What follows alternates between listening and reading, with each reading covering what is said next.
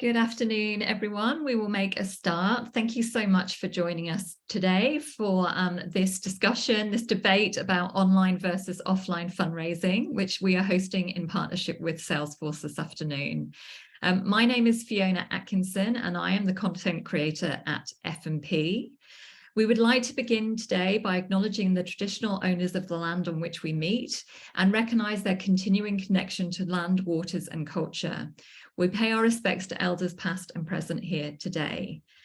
Some quick housekeeping before we get started. So if you have questions during the webinar, and we really encourage these, please use the Q&A box on your screen to post your question. And we will have some time for questions at the end of the discussion. And a recording of this webinar will be sent to all registrants in the coming days. So have a look out for that. I will just quickly introduce our speakers for today, but they are going to introduce themselves properly, but I'll share their names with you. So we have Yang He from Salesforce.org. Representing online fundraising, we have Maisa Lopes Gomes from the Cerebral Palsy Alliance. For offline fundraising, we have Ferraro from RSPCA Victoria, and sitting on both the offline fence and online, we have Kearney from Cancer Council New South Wales.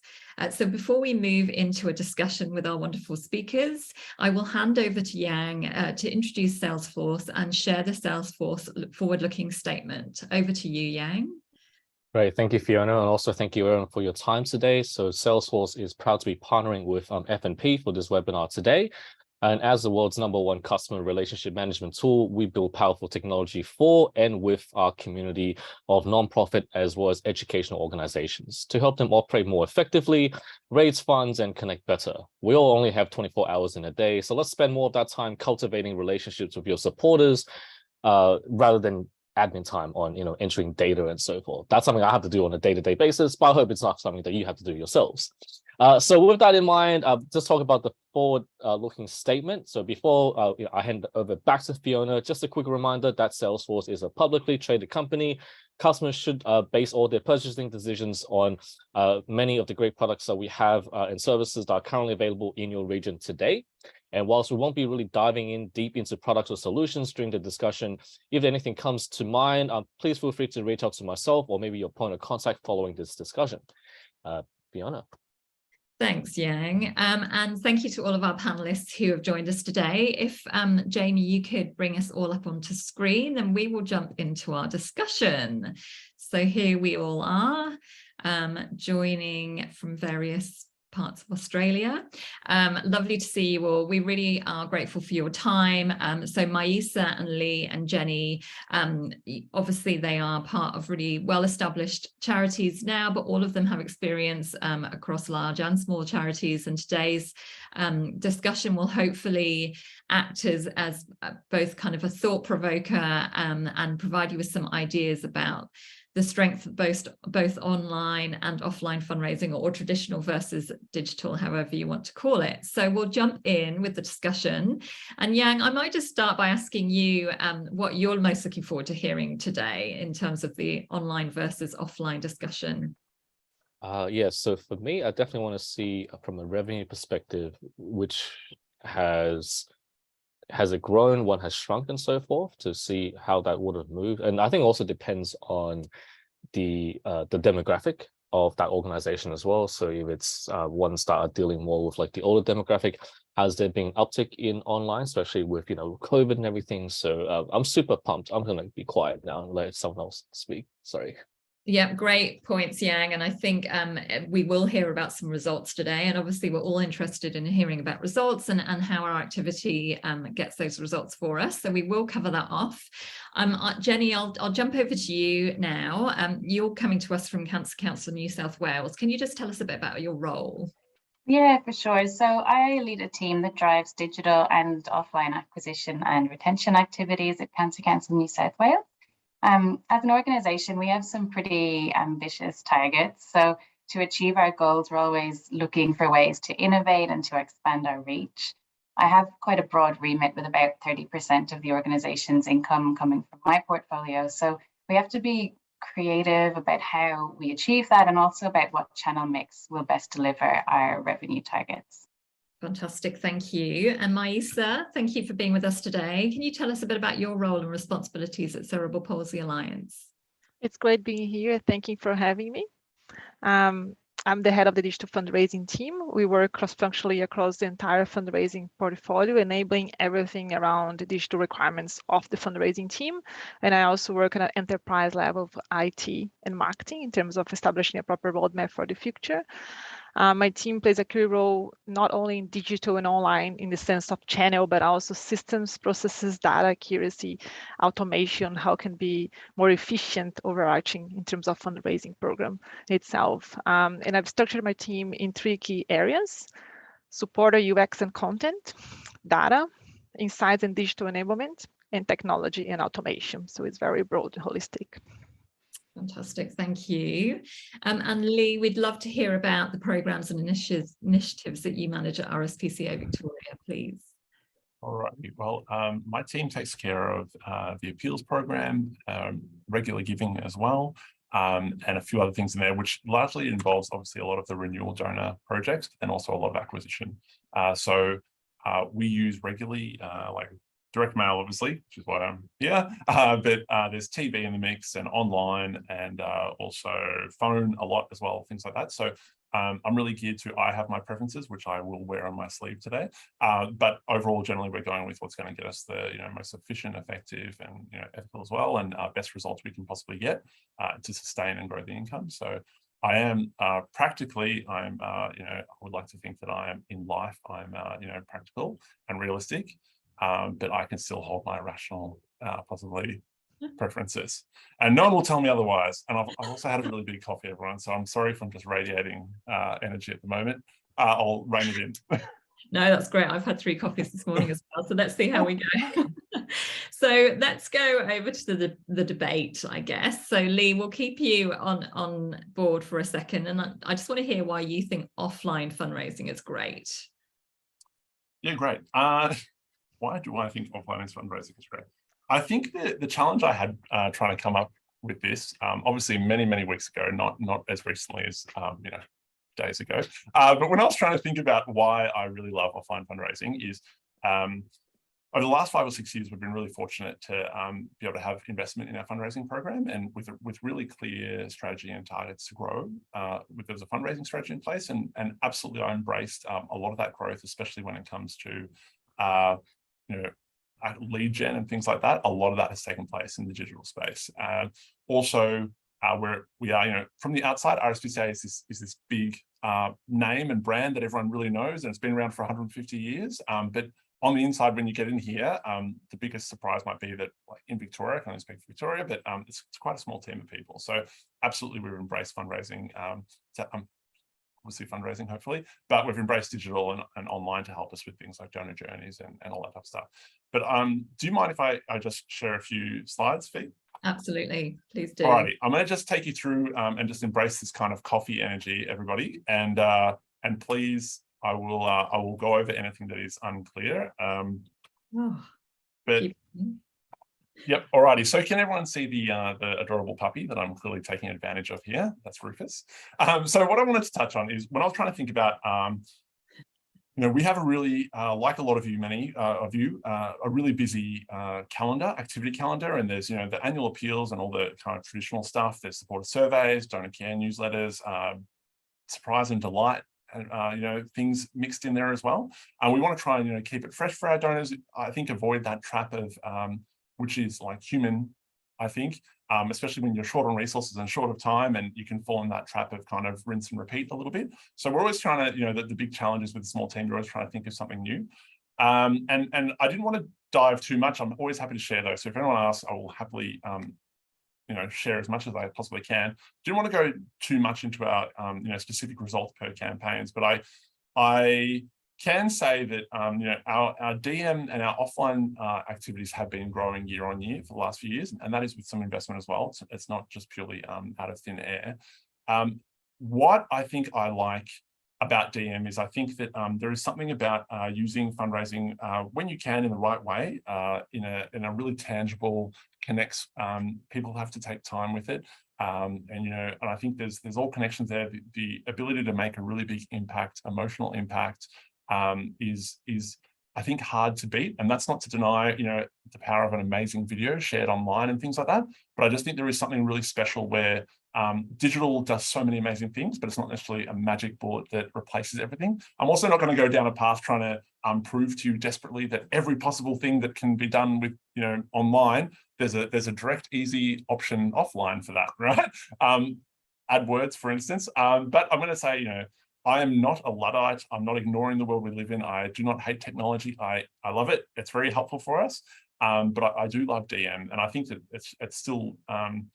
The other thing I wanted to touch on is that Fiona kind of explained earlier was that I work at the RSPCA now, but in my previous roles, I've worked at much smaller charities. One of them, I was the fundraising team in a room of 4 people and things like that. So I feel.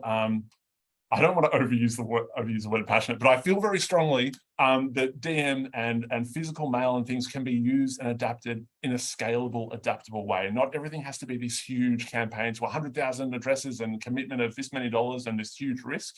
I think that you can choose ways to connect with donors and give them something special, and that's really important. I'm also going to say, looking to the future, absolutely the easiest thing to do is say, well, Australia Post is in a review. Does that mean that the government's going to say less delivery days? And could there be increasing costs of postage? Well, I don't know. That seems to happen every 6 months, so I think that's highly likely. Also, print production is not likely to go down as everything else in the world. But then I also think that almost 30% of the digital marketplace is controlled by Google, 25% by Facebook. They're constantly changing the rules on how everything works and how you can target lookalike audiences, retargeting, and all of that. So I think there's equally as much challenges there to face. I think misinformation is a really big issue online, and absolutely you cannot deny the low barriers to entry, which are fantastic. Everyone can get out there and do something, but the flip side of that is that the same reason that your donors are playing whack-a-mole on Facebook with 1,000 Facebook challenges over the last 12 months that all look shockingly similar. So not that there should not be low barriers to entry, but it also means that your competitors have the same access, and everyone's kind of can clog the system. So I'm going to flick through. I'll really, Fiona, just tell me when I need to stop flicking, and then that'll be that. I should have just only got a medium coffee. That was the problem. All right. So when I was going to say, I love online fundraising, and I'm just going to click through here that are, so, like I said, the donor journeys, social media things, especially lead gen. Also, when you want to send someone a breaking news saying this has just happened, keep them on the inner circle. Nothing can beat online, right? I'll go back a little bit there. Oh, no. But does that, well, now I've just given away that punchline. We might as well just skip to it. Does that make me a hypocrite? That is Mark Wahlberg from The Happening, a very confusing movie, and that's why he looks confused. But I don't think it does, because when you think of all those amazing things you can do with digital, I think the first thing that occurred to me when I was trying to think of what I love about and what I think the strengths of offline are is how crowded is your message there. So hopefully none of you were too quick, because it takes some of the bang out of it. But roughly, how many emails do you think you get a day? So there's a whole ton of numbers online, but I took the most common number. I'm not saying this is science, but it said about 121. So to be sporting, because I like to be fair, let's call it 50, right? Let's really underestimate, even though many of you are probably shaking your head, like I can see Fiona is saying triple it. Then let's say how many ads? Well, there you go. I shouldn't have clicked just yet. How many ads? So apparently in the 70s, this is American information. So let's just say that we're not too dissimilar. But in the 70s, people saw 500 to 1,500 ads a day were exposed to them. In 2017, the numbers were closer to between 4,000 and 10,000. Now, in this moment, you're probably trying to think, how many have I seen yesterday, for instance? When you're scrolling, multitasking, multi-screening, emailing, your brain is split 100 different ways. Realistically, your brain needs to protect you from too many messages, right? So you're not going to even notice the vast majority of them, and that's okay. You're probably thinking, oh, did I see 20? And that's because you remembered or noticed 20. There was tons more. Every time you're reading an article online, there's the banners, there's everything. Crazy. And then we're going to say, well, how many letters do you get a day or a week? Oh, let's call it 2,000 to be sporting, sorry. And then we're going to say, well, apparently this survey, admittedly by Australia Post, but that's good, is saying that as of 2015, people were getting 7.5, I'm not sure, maybe the 0.5 was the postcard, 7.5 addressed pieces of mail a week. and about 10 or 11 are unaddressed. So if you think about that, that is about 1.5 a day. In my household of 3, I would say that we get probably 4 a week. But again, some people are obviously getting a lot more, and maybe there's bills in there and things like that. So it is something I just wanted to say, like thinking about the space where your message is arriving, and and the time that people have allocated to it.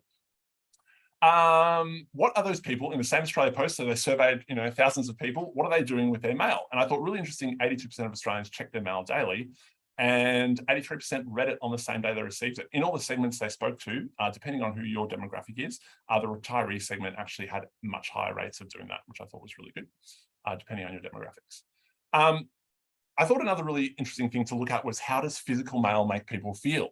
So more people felt, it's interesting. I wouldn't necessarily consider this myself, but I suppose if you think about it, they've taken the time to send you something. So maybe I could see how people would associate that with feeling valued by the people that are sending them that. Maybe they're taking the information more seriously. I can't attest to what the context is here, but maybe they're thinking because they just see stuff online all the time. Is the information, does it make you feel important? Do you open and read it straight away? Do you give it your attention when you're reading it? And I think that is the thing that I'm really latching onto desperately here, right? Is I think that when I'm online, I'm often watching a Netflix documentary. I don't know if anyone's watched Outlast. It is despicable. But anyway, if you're watching Netflix and you're scrolling on your iPhone as well, and then you occasionally check emails, and then I'm opening emails from some lovely charities that I personally support. And I have to admit, even though I know that I hope that everyone reads every single word that I send them, I'm skimming, and then I'm watching a bit of Netflix, and then I'm checking Facebook or Instagram or whatever it might be. So I thought that was really interesting. And just in case anyone was making wild assumptions about age, I did want to touch on the fact that young people still like getting mail. This might also possibly be because it's a novelty, but I was heartbroken to see that I am now too old for the young people group, which was really a sad moment, but that's okay. So I thought that was really interesting to touch on as well, just in case anyone's saying, well, absolutely, I'm agreeing, go wherever your donors are, and a lot of them are going to be online, but I'm just saying we cannot throw this out just yet. The other thing, I thought this was a really interesting thing. So this neuroscience research. No, I'm going to interrupt. I'm going to give you 1 more minute. Okay, I'll wrap it. So this is essentially saying that when reading a physical document, they were, tracking people's eyes, it was actually easier. The cognitive load was less when people were reading. They took it in, 70% higher retention. I'm going to skip the next few ones because I'm just going to get to the one that I really want to get to, okay, Fee? Click, click, click, all of this. So all of us here, I believe, correct me if I'm wrong, are part of the benchmarking project. I thought I asked Andy, who is delightful and very helpful and lovely, can you just let me know what level of email ability and mail ability kind of comes across all that industry data? Now, keeping in mind that they, even if they have an email address but the person's do not contact, they don't necessarily consider that emailable. But you can really see the drop off over age there. So again, you might be looking at this and being like, no problem, we're sweet because all of our donors are down that end. But you might also be looking at that huge drop off. And absolutely, that's probably reflective of how good we are at our jobs of capturing that data, but also, there's only so much capturing you can do there. So I wanted to consider that. And the last 10 seconds is I was going to say, so I obviously love digital, but when we're sending something where I want them to take the time to connect with the story, I want them to take the time to think about it. If it's a survey and I want them to think about why they love us, why they're motivated to give, and what they might want us to do, that is when I'm going to send things. When I want them to see the type of impact they're having and really be able to study it, put it aside, look at it again later. When I wanted to get a thank you note, and whether or not it's literally been written by pen or written by pen and scanned and then sent to them, it is still an individual note and they can see that handwriting. I do not think anything digitally can compare. There we go. I think that was just like, a whole heap of stuff there. So sorry about that, everybody. No, you make some excellent points there, Lee. And what's really, especially about kind of capturing attention, and I think what's really interesting is, as I'm sitting here at my desk with my spare bed next to me, I've got all of the things that I need to action that I received in the mailbox, kind of in neat little piles, including a letter that I need to send to my sponsor child. And I cannot say that I have given half that amount of love to what's in my email inbox. So yes, mail definitely gets my attention, that's for sure. Sorry, I was going to say, there was some, and I can't honestly remember who it was, but there was a stat where on average people keep mail for 17 days after. And I know that, there would be people that bin it straight away as well. But you're right, absolutely. I dread when I click read on an email in my phone, because I know that when I get to my computer and I intend to reply to it, it's already fallen down. So I want to leave them unread. Otherwise, it's, If you ever email me or don't reply, please prompt me. We all know that Leah's not going to reply to us by email. Thanks for confirming that. So Maisa, you are a lover of all things digital. You really are. And I'm sure there's people on this Zoom who have been to some of your great conference sessions that you've done about digital fundraising. We'd love to hear from you why you think online fundraising is great. Pleasure. Why do you hate technology, Lee? I don't get it. No, that was great. I love how prepared you were. Thank you. And I learned a lot from your slides. Thank you very much. I think the main question here is our understanding of digital and online, and summarizing online to email. It just tells me there's a big problem on the way that we understand how digital works. Online is the future, but it's also now. Online goes beyond the perception of channel. It's a way of doing things, really. A digitalization towards more transparency and tracking and performance. So how do we know people actually open the mail? That's they'll tell us or something. You know, when someone opens an email, someone opens an SMS, you know that SMS have more than 90% reading stats. SMS is the best performing channel in terms of people receiving it as well.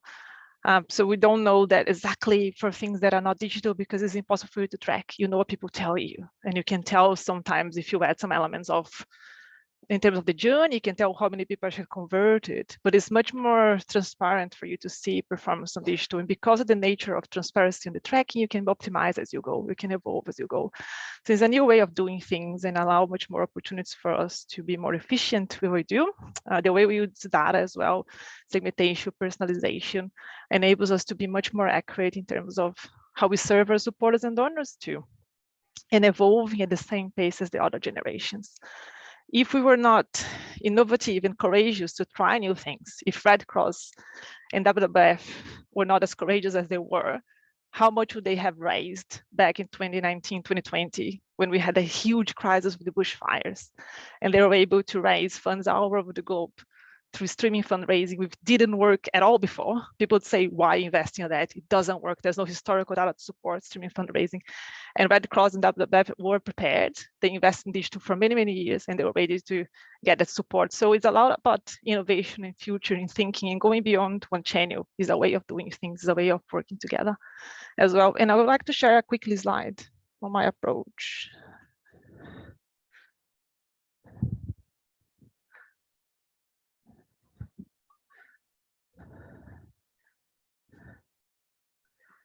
So when I talk about a way of doing things, trying to think outside the box, it's not about, should I send a letter, should I send an email? It's more about how do you digitalize your way of thinking? And you might not be something you're going to do today, tomorrow. It's going to be a long-term journey.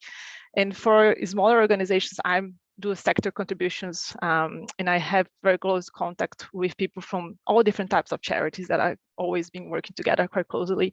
And sometimes a smaller organization that have less resources are more able to play with budget and thinking in terms of testing the waters of digital first, actually. So this all depends on who you are, what's your mission, what's your audience, and your internal expertise in-house and the systems that we have. And you can have to think about how do I get started and how I build from there. But of course, having a combination of channels, if you want to say, is the most sensible approach in terms of the audiences that we have. But it comes from the point of digital. I like to refer to the Golden Circle, which was created not by me, by Simon Sinek, which I think most of you would know the understanding of the why people buy from a brand, why people do what they do. And I like to refer back to that for everything in terms of understanding audiences and how we can build relationships with people. So in terms of the overarching digital thinking is the user experiences, how you help them, how do you make people feel about your brand, about your charity, about your mission? How do you build those long-term relationships? What experience data that you are actually acquiring from those interactions and the content? Doesn't matter if you have the best systems in the planet, but you're not saying the right message to people in the right channel, in the right time as well. Technology and automation is key. It's going to be always changing, always evolving. We're talking about AI. It's changing how we work. It's going to evolve more and more. It's going to help us to be more creative and use our skill sets in terms of things that we can do best and use machines to do what's more manual in a sense, and data and digital enablement as well. So I invite you guys to all consider how you can think about digital beyond email or beyond one channel, but actually about everything that we do, and find ways of evolving towards a greater digitalization, because over time, it looks like we're going to get much more online than now. Thanks so much, Maisa. You make some really good points there about the trackability, the way that you have the ability to be incredibly responsive with digital, but also not just doing digital or traditional for the sake of it, always returning to those tried and tested fundraising truths and what we know works, and then thinking about how we can adapt it to digital, and in your case a digital first approach. So thank you for sharing those thoughts. Jenny, you obviously have a really broad remit in your role, and you definitely have a foot in both camps. I'd love to hear from you, maybe talk about kind of a feature of online fundraising that you feel is particularly strong, and then a feature of offline fundraising that you really love, just to kind of get that a kind of oversight from both sides. Would be great to hear about. Yeah, sure. I could listen to Lee and Maisa all day, though. It's really enjoyable to hear someone who is passionate about something talk about it. So I obviously do a little bit of everything, and a lot of that work is in the regular giving space as well. So I do have a little bit more of that lens when I talk about this. But starting with online, what I really love about it is that you can fail fast. So this test and learn environment is just ideal for figuring out new concepts and ideas, and you really only need minimal spend to get some really good insights. It's a really nice way to sense check your theories around what kind of content your supporters are interested in, what's going to get them to stop scrolling, get that cut through that Lee alluded to before as well, and consume some of the content that took so long to get approval for. A really good example of this that we've had is our cancer prevention guide. So some people may have seen it. If you haven't, if you're not in New South Wales, because we are geo-fenced, being state-based as well, just jump into our ad library, you'll see it, it's live at the moment. But it's a two-step lead gen to telemarketing campaign. So a lovely online to offline campaign. As a cancer organization, as you might expect, anti-smoking is a really important message to get into the public sphere, but we found people really don't like hearing about it, and we get a lot of backlash in the comments. So, you know, it can be counterintuitive, right? Because the majority of our cancer prevention content performs really well. It has strong engagement, good click-through, and the leads generated sit around our benchmark CPL of about $3.50. So we're able to see really early on that tobacco content is just a no-no, and we're able to pull the ad same day without impacting the overall campaign. And what was really beautiful about this fail was that even though we had spent resource on developing this really important content that was intended to be dual purpose, so both for fundraising but also for public health, we could instead refocus our efforts on the prevention content people did want to see more of, and then optimize to lead conversion from there, all within a really short space of time. So we could be responsive, we could react quickly, and the campaign, it was a blip. The campaign didn't suffer at all. So I really love that about online, and it's something you just can't quite get to with offline. Offline, on the other hand, though, the demographic of these donors tends to be quite different, and they're also our most loyal supporters. They have higher average gifts, they're more likely to be repeat givers, and they're also our best gifts in wills prospects. Now, most people would be aware that appeals generates most of an organization's gifts in wills prospects, and incidentally, they're less likely to be digital donors. For example, 50% of our pipeline don't have an email address. So, you know, Lee had a great slide there from the benchmarking project, but looking at how we contact our donors, it has to be offline for those gifts in wills supporters. One thing I'd also mention is that when budget constraints are an issue, there can be really effective ways to generate gifts in wills prospects through activity that you're probably already doing. So when designing the ideal individual giving portfolio, it's easy to look at income year on year, but if you can forecast out 5 years, 10 years, offline is a really good way to do more with less. Thank you so much, Jenny. Some really good points there. Can I just ask about something you just said? So did you say that around 50% of your donors you don't have an email address for them? Is that correct? Right. 50% of our gifts and wills prospects. 50, okay. Yeah, not donors. I'm just interested to ask, Maisa, you might have a comment on this. Like, do you feel that email these days should always be a mandatory field? How important is it to capture an email address for someone is what I'm asking. It depends what you're doing. I'm sorry to be a bit, but I wouldn't jeopardize the conversion rate of what you're trying to achieve to get that as a mandatory field, but definitely I would try that as much as possible, because Facebook is a great place for you to find bequest prospects. Actually, we were able to increase our bequest pipeline at Cerebral Alliance through digital activity in 2017, 800%.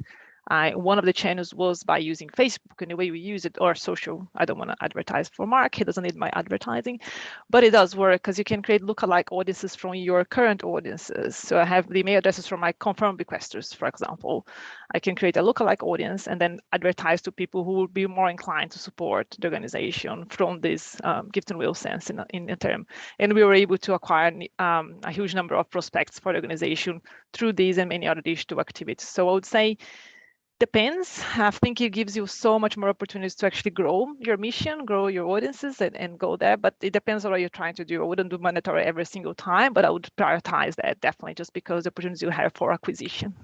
Okay, thank you. Jenny, did you have any thoughts on that? No, and I would say social is a great place to find those prospects, but the ones that we have right now are not from social, or not. The majority of them are not, is more the point I was making. Okay, thank you. And Yang, have you got any thoughts on what's been said so far, or do you are there any examples of really great offline or online fundraising that you've seen across Salesforce?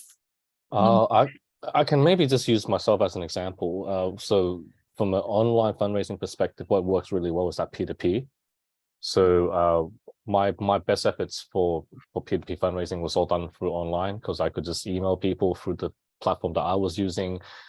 I mean, I couldn't call them one at a time. There was hundreds of them that I had to do, but that online helped. But from an offline point, I received a magnet as a DM, and that magnet is still on my fridge. I love magnets. Sorry, like that charity really got me good. But that's the one thing I want to share. Well, like what does work well, like those little tiny little gifts that they have in the DM piece. But on the online part, for me, if I didn't have online available, my P2P fundraising wouldn't have been as effective at the same time. Absolutely, and I agree. Digital for shareability is amazing, and then getting those pieces that you can actually keep and return to mail is really fantastic for that. So good points there. I'd love to, and Jenny and Maisa, Jenny, you just touched on what you described as a fail, but really it was a learning opportunity. And Maisa, you touched briefly about online gifts and wills. I'd love to just hear from each of you. So Lee, maybe we'll start with you. Can you just share a particular example of an offline tactic or campaign or initiative that has just been a real standout during your time at RSPCA Victoria? Just a real example of some really great offline fundraising. Right, and I'll keep it short. I think that offline, I'm torn probably, because in the DM, I always love DM, right? So I'm always going to be like, this appeal went so well. But I have to say, what I've enjoyed, and it's been working with our Gifts and Wills team, is what's been a really lovely surprise is we hadn't had for several years a supporter survey. And we put one together, I think 2020 was the first one we did for at least 5 years. And not only the information that our supporters so generously shared back with us, that we were able to then, also feedback to them, like, we know you're really passionate about this, so we want to share this with you. But also like the overwhelming from our existing supporters, people that were letting us know that had never let us know for whatever reason before, that we'd already were in their will, or they were considering about it, but they wanted to know more, or they would actually love to become a matcher for our Match Giving Day campaign, which is a completely digital campaign, but we still need to find those match givers to start the campaign, right? So I would say that although I'd love to talk about, a fantastic Christmas or tax appeal or something like that, I think overall, the supporter surveys, I just really have enjoyed more recently, and the results of the number of leads of gifts and wills and the rich information that's been shared has been fantastic. Yeah, thanks, Lee. And I will just make a personal comment on that I get a number of supporter surveys through the post, and I do always fill them out. And when I get them online, I feel like it's just another survey that I would get from a hotel I'd stayed at or a restaurant I'd been to. It does feel like a different experience to get a supporter survey through the mail. That's my personal preference. So I'm with you on that one. Maisa, do you want to talk about a campaign or a fundraising tactic or digital that has been really successful for you? Yes, my pleasure. I'd like to share some understanding insights in terms of what people tell industries and organizations of what they really like. And I think our opinions and our experience is very important, but also it's important for us to have a look in terms of wider data. And there's some benchmarking done from our strategic in terms of, is there something a charity has done for you that you really liked, something in terms of impact report, in a sense, like retention activities. And everyone go back in terms of Red Cross when they did SMS saying for the blood donation, so your blood was just now helped someone else. So people did say refer to SMS as a huge way to drive engagement and make them feel rewarded as well. Another example on your point of surveys that is actually from the commercial sector is a huge determinant factor of experience data. I think it was Qatar Airlines. They had a pop-up that came out from an app to say, how do you feel about this environmental lounge, airport lounges? And they had a huge response rate from people coming to the lounges and saying, this is how I feel about it as well. So I agree. I think it depends on who you are and what you're trying to do. I would never say that an online survey for back to bequests to identify confirmed bequests would perform better than an offline one, depending on the channel you like and what you're trying to do and achieve as well. A mixed approach makes better sense. In terms of what works best for CPA, I thought about sending some concepts around ways of working that everyone can apply for their own organizations. And I'm just going to quickly share a few things here. So it's more the ways of thinking really than actually what you do, but being innovative is very important, and trying to use the resources you have, but being very conscious of the budget and costing. So potentially, if you haven't started in digital, be mindful of your budget, understanding of the channels, their internal expertise, and start small. Start off with a small budget, and then if that works, you understand, you learn, you evolve, and then you can invest more on the second year. So September is a success for us in terms of a pioneering campaign, and we try many different things. We were innovative. We did things that we didn't know others were doing necessarily for Australia. Back in 2012, we tested digital acquisition through social for the first time. We did it internally. I was the one doing that at the time, a former previous role, and we observed a return on investment of 5 to 1 in terms of acquiring team captains for the campaign at the time. It was a very small budget at the time, but we saw that we were able to recruit people through social channels for that peer-to-peer fundraising campaign back in 2012. That's 10 years ago, right? 13 years ago. I don't even know when we are now. Then the following year, we increased the budget, and we saw a return on investment of 3.1, but that was thousands. That was huge. That was great. So thanks for the innovative spirit of trying new things for that campaign. We were able to raise $75 million and a lot of hard work every year. It's actually quite hard, but we're making it work. 75 million for the mission of Cerebral Alliance in the past 10 years. And everything that we do around the campaign is around the KPIs, and it's all very digital tracked and driven as well. Another example, which I have already given to you guys in terms of gifting wells, back in 2012, we tested digital channels for bequest acquisition, which worked very well for us. So some charities have a bigger concept for gifts and wells, like the Heart Foundation. Some charities do have a stronger sense of connection in terms of that. For Cerebral Alliance, a bit more difficult for us to get people interested in doing that unless they have a personal connection with Cerebral in itself.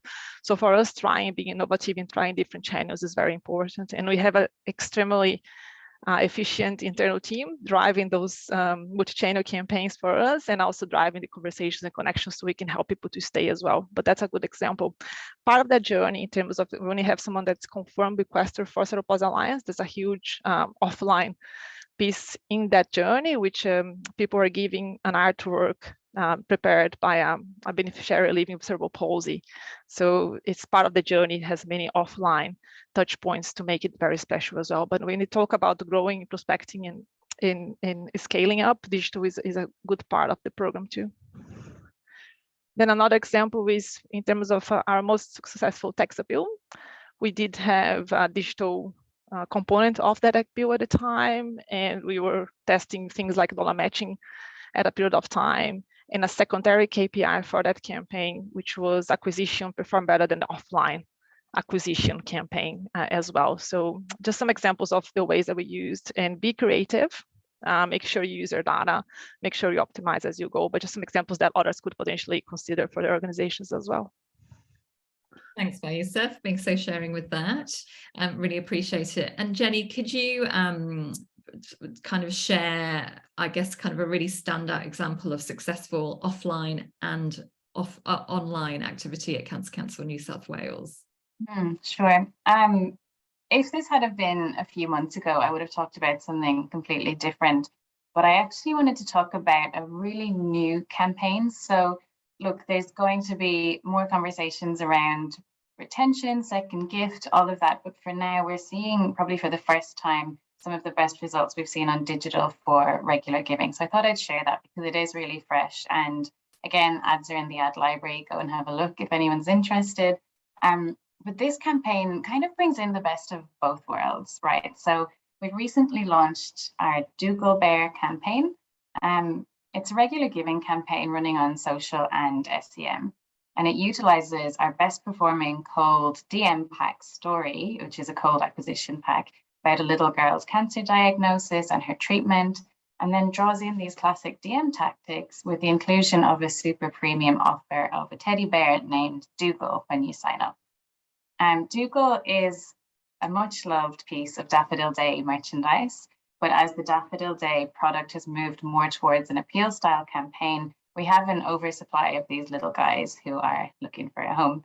And so we found a way to repurpose all the Dougals we have lying around. And although it's only been live about a month, we're seeing 2 regular givers a day, which we've never been able to do before.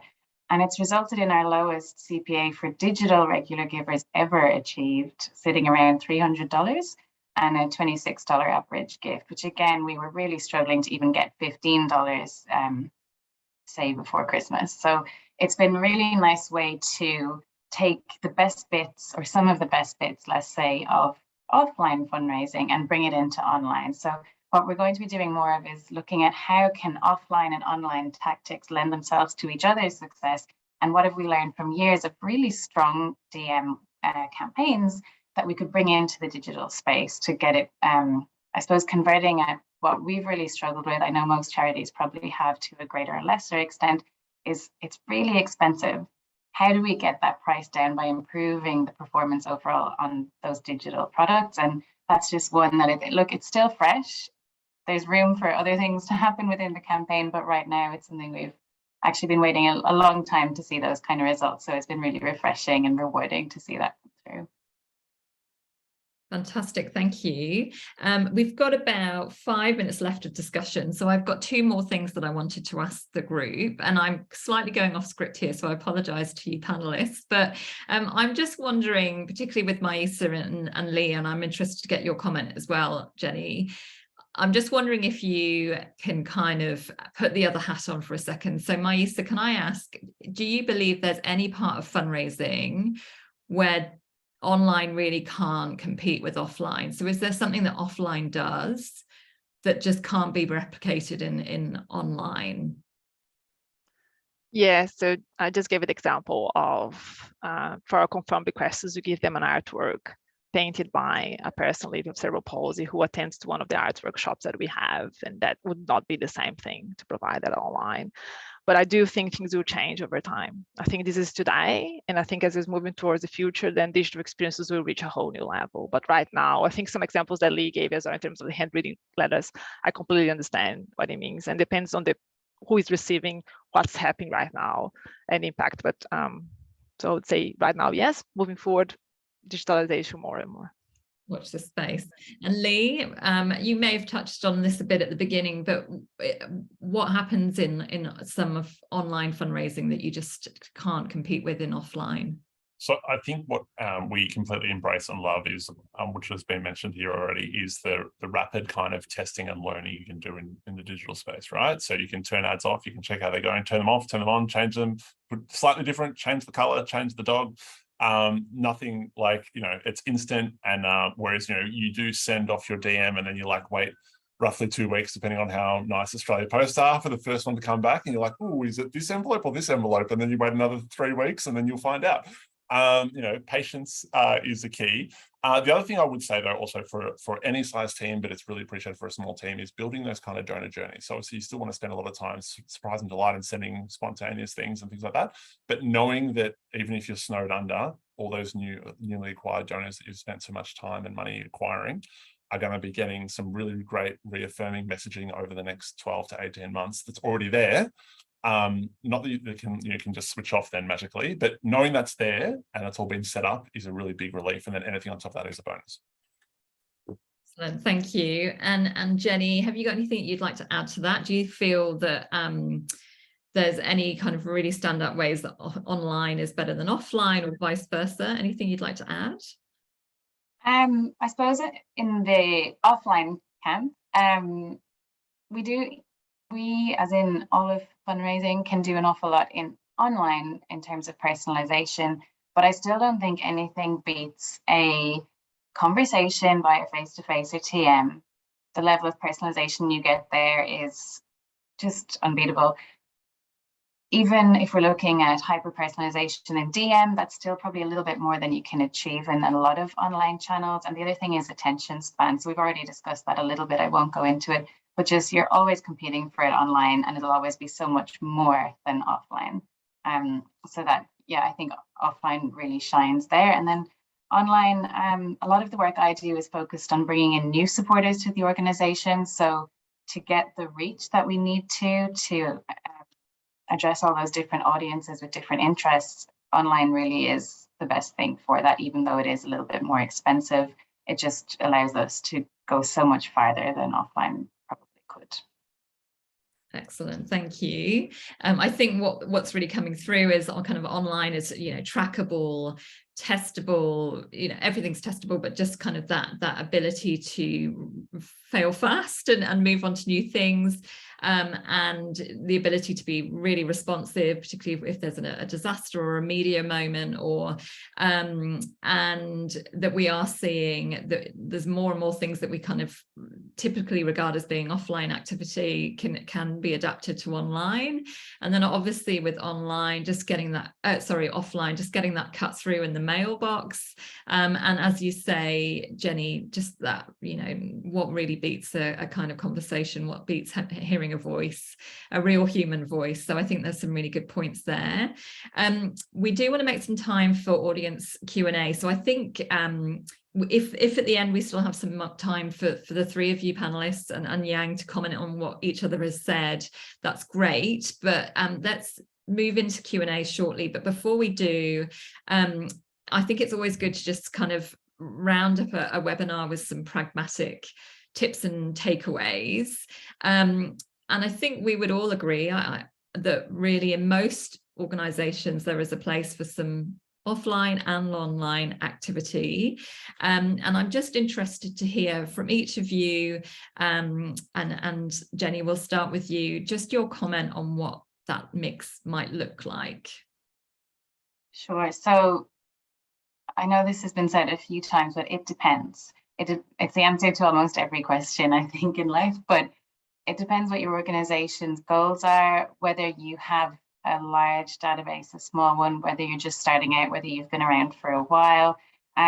For us at Cancer Council New South Wales, we have a sizable but still relatively limited audience as a state-based organisation, so similar to Lee in that regard.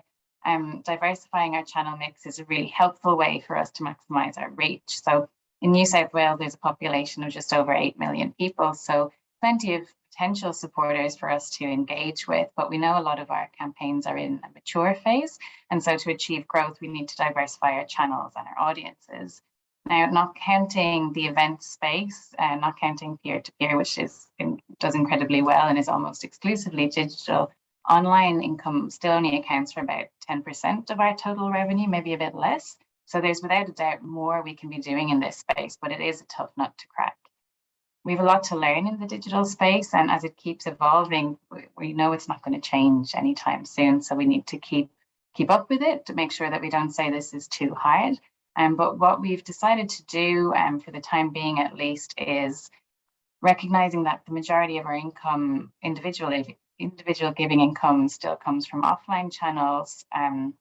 We're going to continue to shore those up, especially post-pandemic, when we're able to do a lot more in face-to-face and TM and really stabilize our base, but then ensure that we have budget set aside to continue to diversify our portfolio, to invest in digital, to invest in upskilling our people in digital channels, so that we don't fall behind and we can continue to serve the next generation of supporters as they start coming through. Excellent, thank you. Really good thoughts there, Jenny. And Maisa, your thoughts on the mix and what that might look like? Yes, thank you. That was very interesting, Jenny and Lee. I learned a lot from you both today, so thanks for sharing. Jenny, I was reading your article for F&P, and you had an insight that I thought was very interesting. Each 11 persons in New South Wales, you would have 9 on your database or something along those lines. Feel free to correct me, but I was beyond impressed. That's incredible. Just one per 11. Yes. Thank you. Very impressed. So I can see how it's important for you creative and diversify your channels and all those different elements, which was really interesting. So I have some key recommendations for considerations for next steps, and I wanted to thank Marcus from the Republic, Chanel from Parachute Digital, and Fiona from the Benchmarking Project, who provide me information from industry sector level. So I would provide everyone some insights in terms of not just what works for CPA, which is a very unique organization, but what would work generally for everyone. So it does take time for digital to pay back sometimes. For example, we did talk about WWF in 2019, 2020, being a beneficiary of the support globally being given towards the crisis with the bushfires. They benefited from the work they were doing for 10 years with SEO to get to that level. So it wasn't something they did in a month and then suddenly they were getting all those funds. Like, it takes time, it pays off. And if you are not ready for that, it might take a lot of time for you to be ready to be able to reach out for the people who want to really to support you on that. So just build a digital roadmap, work for the future. All your systems, platforms, data, the processes is not skilling people is critical, like Jenny said, and also the processes, the change. Having ways of building that digital capacity is quite critical. We set up something called the Digital Leaders Group at CPA, which we have current sessions internally to build that digital capacity. So it's not just my team enabling digital. We're actually having a whole team becoming more digital first, and it does take time. And some people are more comfortable than others, and then the ones that are more comfortable becomes your allies to expand that as well. The other insight is, so basically it's not a one-off solution, it has to be a process moving forward. The other good insight that I got, as always, in terms of budget, start small, innovation small, and then as you learn, as you optimize, you grow with digital as well. And the last interesting insight was be creative, really. Try to see your work best, but always test your creative, test what works best. On the point of emails before, like 80% of the emails are never open. So test your subject lines. Make sure you have your tracking in place. Make sure your proposition matters. I think I got an insight from the Republic that the same charity tests different propositions. The cost for acquisition for one proposition was $119, and for the other proposition was $17. So creative really matters. Thank you.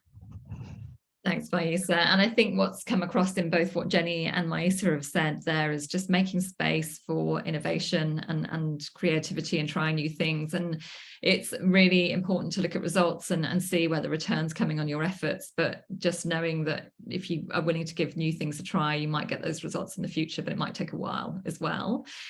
Lee, I'd love to hear just your thoughts on what the mix might look like. And you can comment from either an RSPCA perspective or from when you were a sole fundraiser at a small organization, your thoughts. Ideally, everyone listening to this will just get completely online and just leave offline to us, and you know what, and then that'll be okay. I'll be okay with that.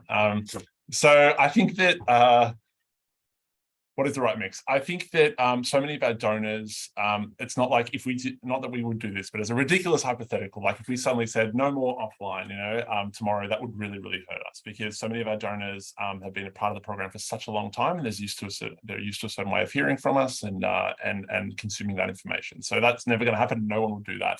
I think for me, I need to split the regular giving and the appeals programs in my head, because certainly regular giving, when it comes to digital, much of a higher mix for us, because so much of the acquisition, generally the straight to RG, but also 2-steps and things like that, so much more with regular giving. Also the communications and stuff like that. When I look to our appeals program though, I still look at probably the backbone as being physical paper emotional packs. But then you're completely wasting, well, you're not completely, but you're wasting so much opportunity if there is not an amazing digital experience supporting that. So we know that a tremendous amount of our donors that receive a physical pack and prefer or like to receive a physical pack will then jump online to make their donation. We can see that because they use the special QR code or the special URL. So we know that is directly, literally where they're coming from, because there's no other way they could get there. So it is that thing where I appreciate digital for us is growing tremendously, but when I look at like a major appeal for us, where the majority of people are getting that via physical mail, over 20% are then making their donation online. So we know that is really driving them still to go online, and that's fantastic, because it makes a lot of things for us easier. So I think for me, if I can separate those programs, the mix is a little bit different. Is a bit different for good reason, I think. Great points, and a great point there about having consistency across the campaign and all of those different touch points, and thinking about those as well. So thanks, Lee. We will jump into a couple of questions now, and this can go out to the group, but it's a really good question from Samantha she says, in terms of accessibility and security, how does offline and online provide that for customers? So I clarified with her about accessibility, and she is referring to people with, say, low vision or who, we need to think about in terms of the way that we display our content. Have any of you as panelists got comment on accessibility and security for donors? And you can comment on that from an offline perspective or an online perspective.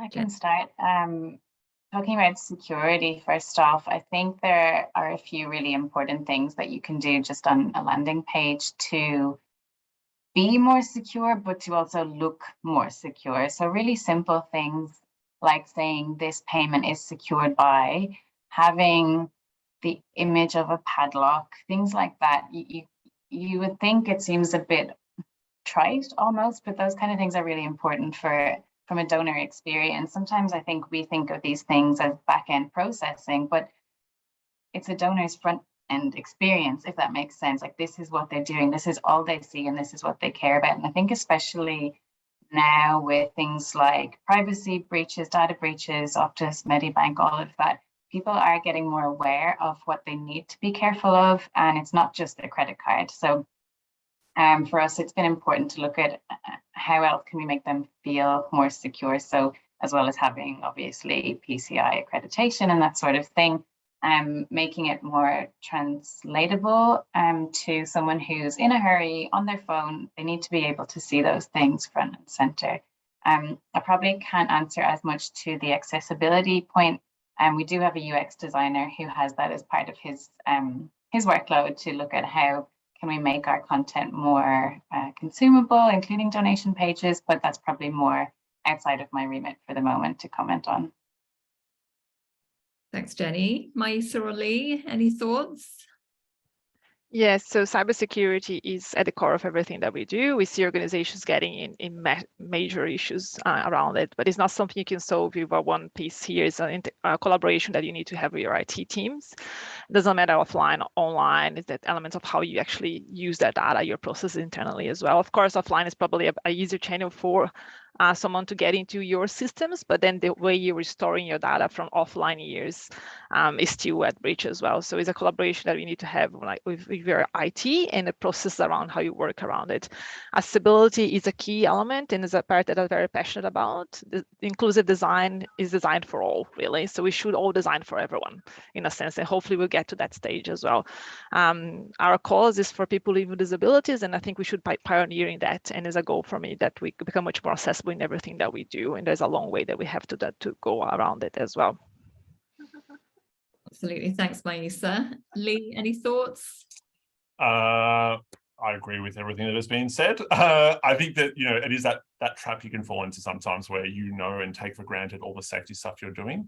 But no, you do sometimes need to go and make it clear to everyone else and be reassuring, and that needs to be filtered through the people in your office or the wonderful telemarketing agents that you work with and things like that, to make sure everyone, for me, especially when someone gets in contact with me, was that a scam call I got? I want to get them a response and confirm that it was us that called them or whatever it might be as quickly as possible, because the idea of a supporter having a restless night that they've given their payment details to someone and they don't know who it is, that is a terrible thing. I don't want anyone to feel the slightest bit anxious at any time. So, it is that kind of thing. And then as far as accessibility, I feel like I can think of some of our printed materials, and there is a constant, wonderful, creative friction with our designer who makes things look amazing. And then we need to pull them back because we really need to go to make them readable and make sure we have a high contrast and big enough fonts and all that type of stuff for anybody to easily read them as possible. So, it is keeping that in mind that personally, I'm not necessarily the target audience or the person that might be reading it. Absolutely. Thanks, Lee. And I would comment, I do some communications volunteering for Vision Australia, and I would recommend them as a good resource to go and look at really highly accessible content. They are doing great stuff in that field for obvious reasons. So we have come up to 1 o'clock. So I'm just going to ask this last question. And this is actually one specifically for you, Maisa. It's from Pri, and she wanted to just ask you a bit more about your online gift and will acquisition. She says, while digital definitely seems to be a better channel to acquire gift and will prospects, can you share anything about their conversion rate? I guess that's hard with gift and will. And when you acquire them in this way, do you need to invest more in onboarding donor journeys and stewardship?